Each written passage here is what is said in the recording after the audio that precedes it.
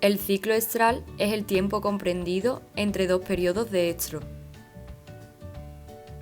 Tiene una duración normal de 18 a 24 días, con un promedio de 21 días. Los ciclos cortos se consideran anormales, mientras que los ciclos largos se deben probablemente a una inadecuada detección de celos. El periodo de celo o estro es relativamente corto, de 6 a 30 horas, y es el único momento en el que la vaca o novilla es receptiva al macho y permite ser montada, ya sea por el toro o por otras vacas. Hay cambios en el comportamiento que evidencian la presentación del estro. Es muy importante reconocer estos cambios para determinar el momento adecuado de su inseminación o monta natural. La expresión del comportamiento de estro es el resultado de un incremento progresivo de los niveles de estradiol, producido por un folículo dominante, el cual estimula los demás signos, produciéndose un pico de hormona luteinizante LH. El ciclo estral tiene 4 fases continuas: proestro, estro, metaestro y diestro, durante las cuales suceden una serie de cambios en las estructuras ováricas y concentraciones de hormonas. La actividad ovárica durante el proestro es iniciada por la lisis del cuerpo lúteo del ciclo estral anterior. Los niveles de progesterona son bajos y simultáneamente se lleva a cabo el crecimiento de un folículo preovulatorio. La LH actúa sobre las células de la teca interna, promoviendo la ovulación, mientras que la FSH actúa sobre las células de la granulosa, promoviendo el desarrollo folicular. La diferencia de este folículo dominante respecto al resto de folículos atrésicos es que es influenciado por las hormonas folículo-estimulante y luteinizante, incrementando la síntesis y producción de estrógenos, los cuales irán llenando la cavidad antral y hace que aumente el diámetro folicular. La continua producción de estrógenos genera un pico de LH y FSH por la adenohipófisis, lo cual estimula la máxima producción de estrógenos por el folículo. Estos elevados niveles de estrógenos son los responsables del comportamiento y signos propios del celo. También se estimula la cantidad de fluidos que se producen en los oviductos, útero, cérvix y vagina.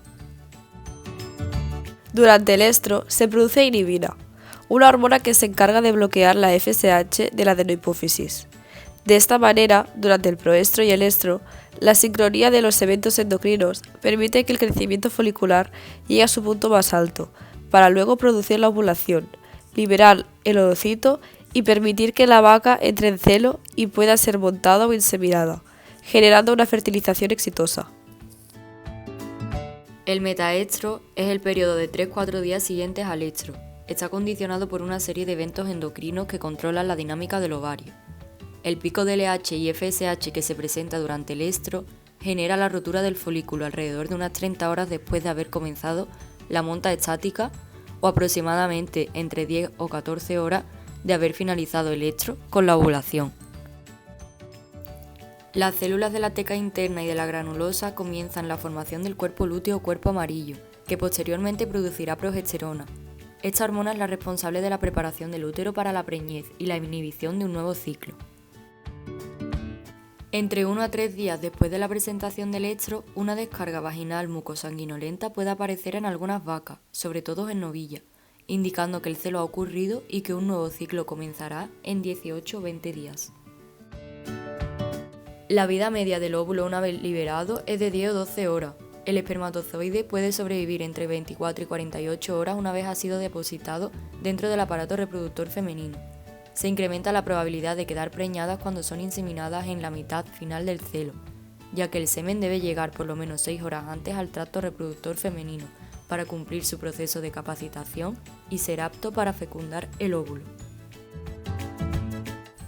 El diestro es la fase más prolongada del ciclo estral. Se caracteriza por la acción de la progesterona y la presencia del cuerpo lúteo. La LH, que induce a la ovulación, es la responsable de la diferenciación de las células de la granulosa, para dar lugar al cuerpo lúteo. La progesterona en sangre se incrementa de forma paralela al crecimiento del cuerpo lúteo, hasta alcanzar los máximos niveles alrededor del día 10. Se mantiene elevada hasta el día 16-18 del ciclo. Algunos días después empezará una nueva onda de crecimiento folicular, estimulada por la acción de la FSH, que dará lugar a un nuevo folículo dominante no ovulatorio que finalmente sufrirá atresia y permitirá el desarrollo de otra onda folicular. Simultáneamente, con el rápido crecimiento del folículo dominante de esa onda, se da un incremento de los niveles de estrógenos, lo que hace que el ciclo se repita y la vaca empiece a presentar un nuevo ciclo estral. Es el componente más importante de un programa eficiente de manejo reproductivo, especialmente con el uso extensivo de la inseminación artificial como una de las herramientas de mejora genética. El 70-80% de las fincas lecheras de Estados Unidos funcionan en base a la inseminación artificial, y se estima que las pérdidas económicas generadas por la falla en la detección de celos ascienden a $300 millones al año. Monta estática. Una vaca que permanece quieta mientras es montada es el signo primario más evidente e inequívoco de que está en estro. Es el periodo de máxima intensidad sexual durante el ciclo estral. La vaca permanece inmóvil para ser montada por otras vacas. El promedio de la duración es de 15-18 horas. Los signos secundarios del celo no necesariamente están relacionados con el momento de la ovulación. Montar a otras vacas. Pueden estar en estro o en proestro. Se debe verificar el signo primario, es decir, la monta estática. Descargas de moco vaginal. En respuesta a los elevados niveles de estrógenos, el moco que es producido en el cérvix se acumula dentro de la vagina antes, durante y un poco después del estro.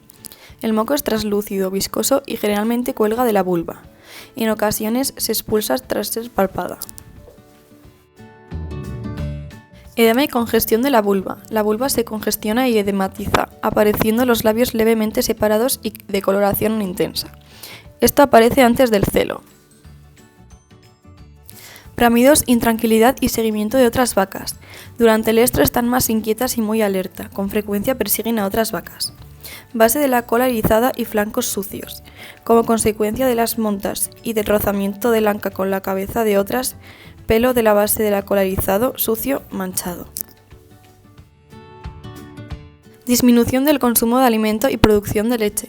Como consecuencia del incremento de la actividad, nerviosismo, disminuyen el consumo de alimento, lo que genera una disminución en la producción de leche durante el día del estro.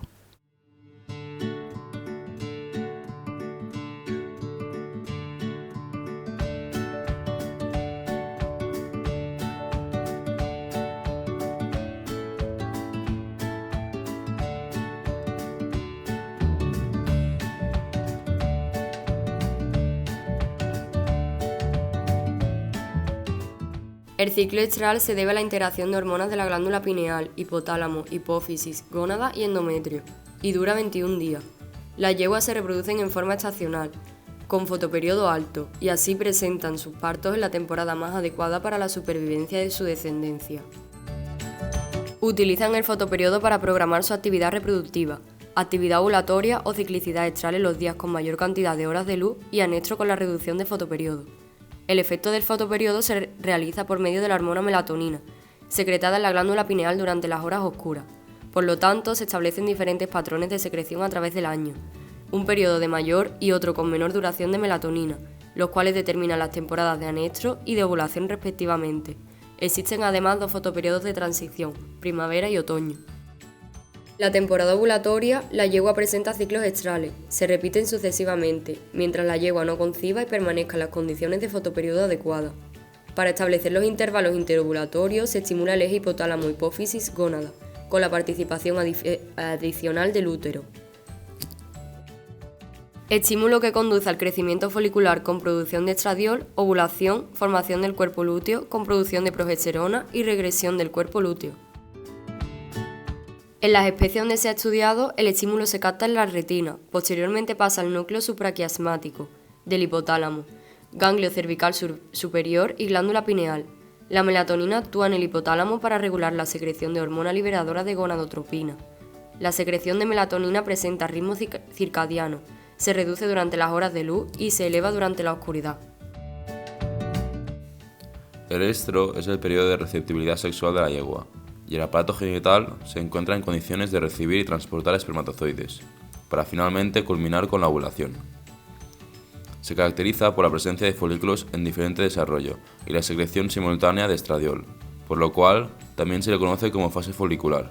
Su duración es de 5 a 7 días, con variación de 3 a 9 dependiendo de la época del año. Es más prolongada en otoño, de 7 a 10 días, y de menor duración al inicio de verano, de 4 a 5 días. El crecimiento folicular se caracteriza en la proliferación, diferenciación y secreción de las células foliculares. Se realiza por medio de ondas y oleadas y pueden ser anovulatorias y ovulatorias. Los folículos anovulatorios pueden ser grandes, 5 a 15 centímetros de diámetro, persistir hasta 2 meses y terminar en periodo prolongado de comportamiento de anestro y un largo intervalo interovulatorio. Las ondas ovulatorias son las más frecuentes e inician su desarrollo en la parte media del intervalo interovulatorio y culmina con la ovulación. Se divide en 4 fases: fase común de crecimiento, desviación o selección folicular, ovulación y formación del cuerpo lúteo. Fase común de crecimiento. Desde que mide 6 milímetros de diámetro hasta la desviación, periodo en el que se selecciona un folículo para continuar su crecimiento y los demás sufren atresia. En esta parte del proceso los folículos aumentan su tamaño de manera uniforme, 2,8 milímetros por día, estimulados por la FSH. Sin embargo, solo uno u ocasionalmente 2 podrá continuar su crecimiento y participar en la siguiente fase. Los demás sufrirán atresia por falta de apoyo hormonal, pues la concentración sanguínea de FSH disminuye, pero con el nivel suficiente para impulsar el desarrollo del futuro folículo dominante. La desviación y selección folicular. El incremento continuo de la síntesis de estradiol en este folículo diferenciado promueve su propio crecimiento y el desarrollo de receptores para LH en sus células de la granulosa, receptores que se incrementan conforme aumenta el diámetro folicular, con lo cual puede incrementar su producción de estradiol, pese a la reducción de FSH, y transformarse en folículo dominante. Esto no sucede en los folículos subordinados, por eso sufren atresia. Se incrementa el flujo sanguíneo en el futuro folículo dominante, 2 días antes de que adquiera el diámetro esperado para la desviación. El incremento de la vasculatura en la pared del folículo dominante se mantiene durante su maduración y conforme se aproxima a la ovulación, pero con una reducción drástica de la perfusión sanguínea horas antes de la ovulación. Por consiguiente, el folículo llega a medir de 40 a 45 milímetros de diámetro el día previo a la ovulación y en forma de pera. La tasa de crecimiento del folículo ovulatorio disminuye la víspera de la ovulación en yeguas. El inicio de la reducción del diámetro folicular coincide con el mayor nivel de LH de la secreción ovulatoria. La ovulación. La ovulación es el proceso mediante el cual se desintegra la pared folicular para dejar en libertad al ovocito y el fluido folicular en la fosa de ovulación. El ovocito y la corona radiada se depositan en el oviducto y el líquido folicular en la cavidad abdominal. Las hormonas contenidas en el líquido folicular se absorben y ejercen su acción en el proceso reproductivo. Se presenta la luteólisis y la reducción de progesterona, así como la disminución de estradiol en los días previos a la ovulación. Se remueve la retroalimentación negativa sobre el hipotálamo. Por consiguiente, se incrementa la liberación de GnRH, la cual, a su vez, estimula la secreción de LH que se relaciona con la ovulación. El LH registra un aumento considerable en el periodo comprendido entre 48 horas antes a un día después de la ovulación, y la FSH muestra un incremento ligero. El estradiol ejerce retroalimentación negativa sobre la secreción de gonadotropinas. A esto se debe la coincidencia entre la reducción de estradiol e incremento de gonadotropinas. La formación del cuerpo lúteo. El cuerpo lúteo en la yegua se forma a partir de las células de la granulosa del folículo ovulatorio y se constituye por células lúteas grandes y pequeñas. Las células grandes producen progesterona, bajo la influencia de LH. Esta hormona actúa a través de sus receptores celulares específicos para la producción de progesterona. La progesterona promueve la secreción del endometrio, con lo cual prepara el útero para la gestación, inhibe la contracción del miometrio y presenta retroalimentación negativa sobre GnRH. Como consecuencia, inhibe el comportamiento del estro. Se caracteriza por la presencia de cuerpo lúteo con producción de progesterona, por lo cual también se le conoce como parte lútea. Su duración varía de 12 a 16 días. La progesterona ejerce retroalimentación negativa sobre el hipotálamo para reducir la secreción de GnRH tanto como la de LH.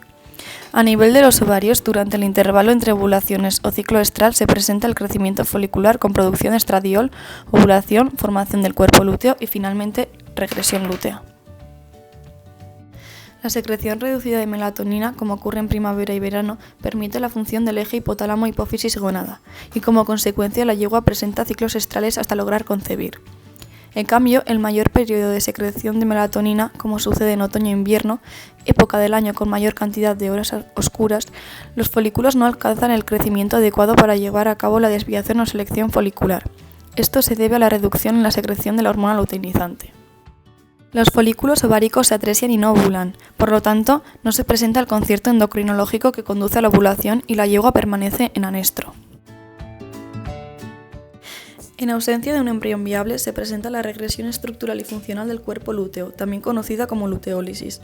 Antes se presenta la preluteólisis del día 8 al 14 del ciclo, y el periodo de transición de preluteólisis a luteólisis se manifiesta con un pulso de prostaglandina F2-alfa que se produce en el endometrio, que coincide con una reducción drástica en la concentración sanguínea de progesterona.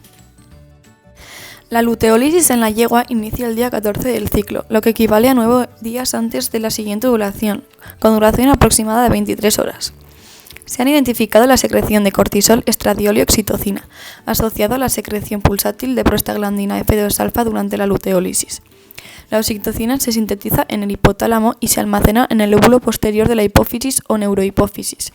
Se le conoce ser la estimuladora de la secreción de prostaglandina F2-alfa, aunque en la yegua también se sintetiza en el endometrio. En la regresión del cuerpo lúteo se disminuye el suministro sanguíneo, se presenta infiltración de leucocitos, disrupción celular y pérdida de capacidad esteroidogénica de las células lúteas para desintegrar el cuerpo lúteo, y como consecuencia la secreción de progesterona. En el estro, la yegua busca el garañón. Con desplazamiento lateral de la cola, orina frecuentemente en pequeñas cantidades, con secreción mucosa y eversión del clítoris. Además, baja la cabeza, relaja los músculos faciales y separa los cuartos traseros para permitir la introducción del pene en el momento de la cópula. Además, el recelado es el método más adecuado de detectar el estro o el celo en la yegua. Es el comportamiento de una yegua ante la presencia de un caballo recelador, que es un caballo entero con buena libido, el cual interactúa con la yegua para estimularla a mostrar los signos externos de estro.